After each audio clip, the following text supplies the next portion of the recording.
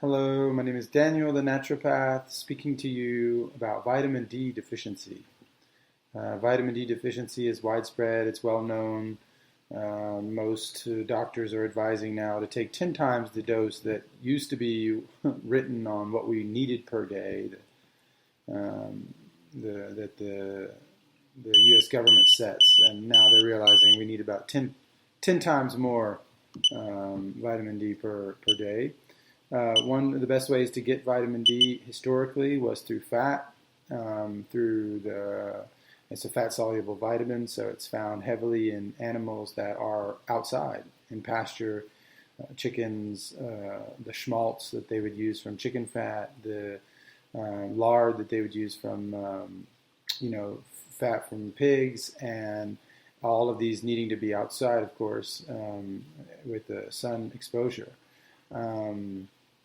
But you can find the reason there's such a deficiency now is because a lot of these animals are not in the sunlight anymore, or there's other conditions that are creating less and less health in these farms. And so trying to find a way out of this in a natural way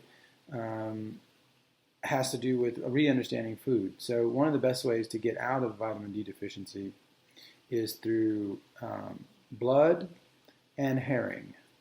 Now, both of those items are kind of strange for a lot of people because they're like, oh, what are we going to do with all that? But if most of Americans have roots in different countries coming back to Ireland or Scandinavia or Germany or, Europe, Greek, Roman, this history, or Asia as well. I mean, all of these roots come back to using blood as a food. So without using blood as a food, it's almost impossible to overcome some of these deficiencies. You can use it. Blood has the taste. It kind of has a sweet taste, and it can replace eggs in any recipe, even in sweet desserts. I know that they do in what's the name of that country again? Portugal. They combine blood with chocolate for children in these kind of little hot chocolate type of drinks or whatever. And the children never notice it anyway. I mean, we're just not used to using these things. We think it's strange or weird or whatever. But when it's cooked, it's kind of like an omelet, and it has like a sweet taste to it. So using it in small quantities or, with, different types of chicken liver pate, different types of pate, black bread, black pudding, these kind of like sausages that you can recut and then refry on the griddle. This is the big Irish breakfast, black pudding or whatever they call it. A lot of this also comes from Scandinavia, different countries. In Russia, they also use it. I guess every country in the world. Morcia in Spain. So we're just getting back to some of these saving properties that are found in foods. Blood would be one of the easiest ways to overcome this, even if it's just weekly. A lot of the blood can be found in Asian markets. Usually it's imported from the Philippines, which is probably even better. But even local access to these items would still work because the blood in and of itself is usually the safest or the purest part of the animal as far as toxicity. It's going to try the best. The body's going to try the best to make sure that is the cleanest possible. So healthy animals, healthy farms, and all this. Yeah, this is all going to be a big part of this. So that's one way out. The other way out is through herring, which was historically used by the Jews and other cultures around the world. It's the most vitamin D rich probably thing you can eat. It also comes with these little mini bones that are like so small that they just you don't detect them, and this is bringing in all this calcium. So the two need to go together, the calcium and the vitamin D, and they whenever they're combined, you have a much greater effect. And so there's this whole idea that you need sunlight as well. Sunlight is definitely a key factor, especially in coastal areas and and anywhere you can find it. I mean, I used to have my chickens. I had chickens in the garden at some point, and they would always, when the sun was out, they would always stick their legs out and put themselves in strange shapes because they were trying to get the sun to hit the skin. And I started to notice it. They were trying to, dose up as well. So they were just as smart as we are. Yes, you do have that. But look in Scandinavia. I mean, they have sun is actually a rare phenomenon in certain parts of the year. And the rest of the year, they have all of this like rich fish, vitamin D rich herring. Herring is the staple food of Norway and probably even all of Scandinavia to a certain degree. So these little teeny things that seem like nothing, they can change the whole life cycle, the habits. They can change deep fundamental processes if they're put in place.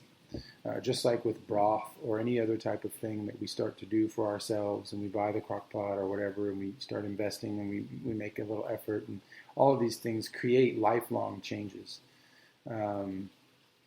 Broth, for example, allows us to get to what they call the threshold of replenishment on a daily basis. Some people have even stated that we're not aging as we think. We think that all of our problems come from aging, but a lot of them are actually coming from the lack of hitting the threshold of replenishment on a daily basis. So we could be stronger into old age, but we have given that power away to industry usually, and we don't cook or we don't think about these things anymore. So this is all coming back now. So for vitamin D deficiency, yes, I would recommend these two items. I would also recommend, like I've been able to make chocolate mousse. I've been able to make brownies. I've been able to make plenty of things with the blood, pig's blood or cow blood, and no one has ever detected it ever. So there's ways of, we're just not being creative enough and not thinking about these things, but they are important. And so we need to overcome vitamin D deficiency so that we can optimize the rest of our body systems, the two biggest ones being magnesium and vitamin D. So the magnesium here in front is what I use to overcome that deficiency, and then food as well. So if I left anything out, yes, of course, you have like cod liver, you have, cod liver oil supplements, and especially fermented, and you have duck fat and goose fat and all these different elements that are very rich if the animal has been treated properly. Shrimp and pork and a lot of these, like seafood is also very rich too. Crabs, when you're inside of a crab, if you open, most people only know about the white meat of the crab. But what they don't realize is that the female crabs, these are like blue crabs, or when you have the whole crab, not just the legs. This is also why we're in trouble, because we're just going for the wrong parts of these animals and we're not figuring this stuff out. But if you really want a high vitamin D dose, all of this little white fat that's in the shell, that's all around, you'll see it on the edges. It's like this, it almost looks like a white butter or something. This is like pure vitamin D as well. So there's a lot of things that we can find in our environment, but we don't. We choose not to, or we don't know about it. And so we throw it out, just like we do with the heads of lobsters. I mean, if you go inside the head of a lobster and with a spoon and pull that out and mix it with mayonnaise, you'll get a little metallic taste on your mouth, but after that, you'll feel like a B12 shot. I mean, like libido triples, like everything triples, And this is all happening because we're throwing this stuff out. And we could just pull it out, mix it with mayo, and do it a different way. Soy-free mayo, by the way. But there's just a different way to do things, and we're just learning this. We're all trying to pay attention now because we're realizing that health is taking a back seat in American life, especially as we age. So anyway, these are some ideas. Put them to use. They do work. Thanks.